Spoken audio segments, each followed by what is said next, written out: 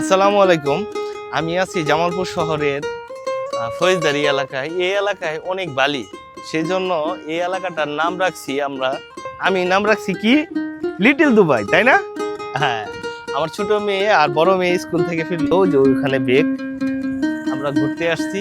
আজকে মেঘলা আকাশ, তারপরেও ড্রোন দিয়ে, পাখির চোখ দিয়ে আমি দেখাবো এই এলাকাটা কেমন। চলো ড্রোনটা ওপেন করি।